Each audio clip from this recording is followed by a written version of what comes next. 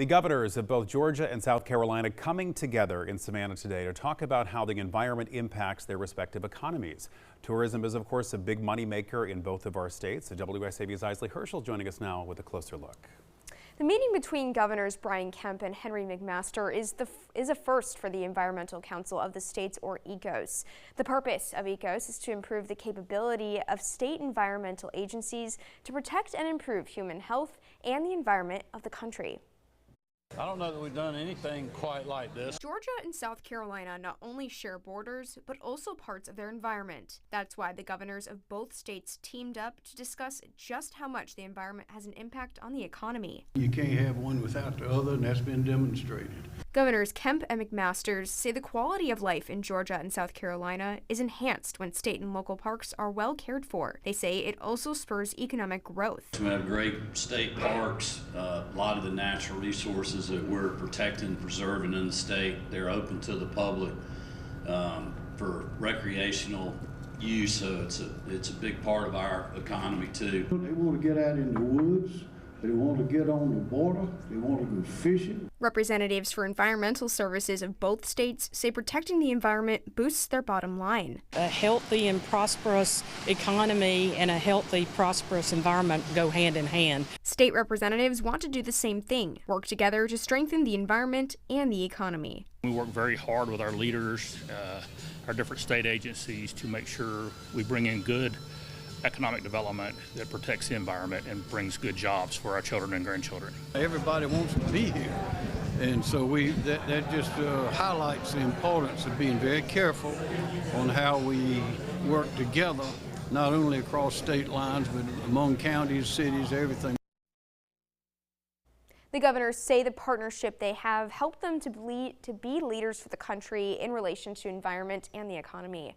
Isley Herschel, WSAV News 3 on your side. Isley, thank you. WSAV is your local election headquarters, and today was the deadline to file to run in elections in South Carolina. There is a crowded field of candidates vying to be the 1st District rep in Congress.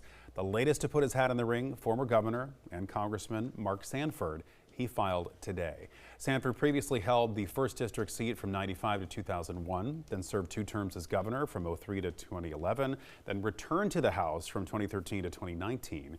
We spoke to a political analyst who says that name recognition will help him. A scandal involving a mistress and disappearing while in office helped knock him out of the running before, but his fiscal policy may bring him back into contention in the 1st District this time around. It's probably the most affluent district in South Carolina. These folks are likely to own stocks. They're likely to follow the economic climate. And if you look at a lot of what is coming out regarding the national debt and how everything that I just mentioned is being impacted, Sanford's frugalness, his approach to government spending, again, just reducing any type of excess, is probably going to appeal to them. Sanford will have a long road to the election, though. A whopping 18 people across both parties have filed to compete for the 1st District congressional seat. Another South Carolina race with a lot of attention, the race to become Beaufort County's next sheriff. Longtime Sheriff P.J. Tanner announcing his plans to retire at the end of his term after nearly 30 years in that job. Now 3 men have officially qualified for the election to replace him. Democrat Alfonso Small Jr., who currently serves on the Beaufort County School Board, will automatically advance to the general election in November, as he is the only member of his party to qualify. But there will be a primary on the Republican side. Former Sheriff's Office Captain JoJo Woodward will go up against 20-year BCSO veteran Doug Seifert, who Sheriff Tanner has confirmed to WSAV that he is endorsing. Woodward and Seifert will face off in the primary on June 9th. For more information about candidates and important dates for the elections, head to WSAV.com/electionHQ. The Jasper County Sheriff's Office in Ridgeland over the weekend executing search warrants, but WSAV has now confirmed that federal immigration and customs enforcement was also involved, and several people were taken into custody. WSAV's Danielle Cobb has a closer look. While rumors circulating around say 50 people were taken into custody this weekend, we've only confirmed at least 5 were taken here from this Mexican grocery store, including cherished employees and customers. That's according to one employee at La Poblanita Fresh Market in Ridgeland, who says several people were taken on Saturday, including workers and regular store customers. I came and we seen it was true, and then that was when I started recording to let the community know that it was true, that ICE and the police were at La Poblanita. WSAV obtained that video, which showed the Jasper County Sheriff's Office, Hardeeville Police, and Ridgeland Police alongside federal immigration authorities. I seen people that I knew that were arrested. They had handcuffs sitting down right here. And it honestly broke my heart because I was like, there's no way. But federal authorities confirming to us today that they were in Jasper County serving several search warrants alongside other agencies. A few customers telling me today that the grocery store wasn't the only target. Another video WSAV obtained showing several others in cuffs and told they were loaded onto a bus and taken away. This is not what our people deserve. Our people work hard for where they are right now. They say many immigrants are now fearful to leave their homes. It's honestly scary noticing that we have to look over our shoulder now, making sure that there's no ICE people here in the community trying to take our people. While we were told information would be shared as early as today, after reaching out to federal authorities, they say nothing will be released until later this week, including how many warrants were served, what they were for, and how many people were taken into custody. We'll continue to update you as we learn more. Danielle Cobb, WSAV News 3, on your side. A man accused of murder in Beaufort County is now facing another charge in Columbia. The Columbia Police Department arrested 23-year-old Xavier Barnes on charges of murder and possession of a deadly weapon. This in connection to an incident in July where he is accused of shooting and killing a man in Richland County before disposing of his body in Orangeburg County.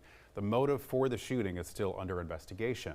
Barnes was previously charged in the 2019 shooting death of 18-year-old Trey Blackshear at a church in Bluffton. At the time of his most recent arrest, Barnes was out on bond for Blackshear's murder.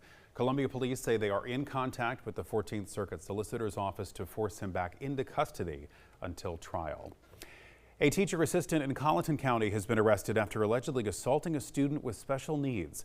58-year-old John Stevens Jr. was arrested after an investigation by the Colleton County Sheriff's Office into those allegations of physical assault. Stevens was employed by Kelly Services, a staffing agency who was contracted by the Colleton County School District. He is now being charged with 3 counts of unlawful conduct toward a child. A man accused of tampering with evidence in a December hit and run has entered a not guilty plea. Alvin Ramos is charged in connection to the death of 14-year-old Marcus Anderson back in December. Anderson was riding an e-bike when he was struck and killed by a car that left the scene. Ramos is registered as the owner of the vehicle involved. This happening in Savannah. Police in Savannah are asking for your help identifying a man suspected of robbing a bank on Abercorn Street last week.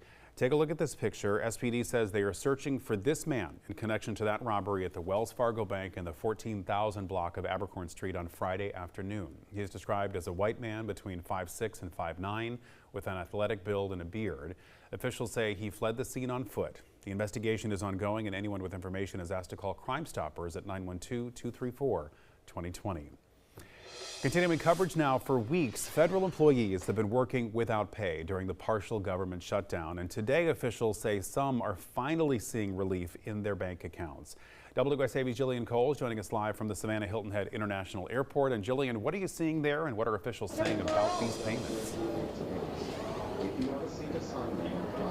Ben, as you can see behind me, we are not experiencing long lines or delays here at our airport, despite TSA agents now facing 3 missed paychecks. With President Donald Trump's redirection of funds through the Department of Homeland Security, agents are now seeing some of those missed paychecks enter their bank account today. Aaron Baker, president of the American Federation of Government Employees, Local 554, says many agents have seen delays in that money entering their accounts, but expect it soon. Baker says it depends on which bank they have. He says with Congress now in a 2-week recess, they're left questioning when they'll see the full payback and if that 4th paycheck will even come in. He says those who have received funds say it is only partial.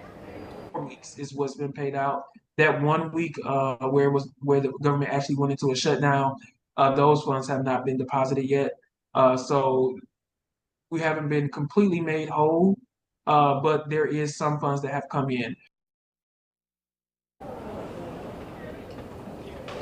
Officials say TSA agents can not accept donation in the form of cash or even Visa gift cards, but they do recommend donating grocery or gas gift cards as well as essential household items. To learn how to do that, head to WSAV.com. Reporting live in Savannah, Jillian Coles, WSAV News 3, on your side.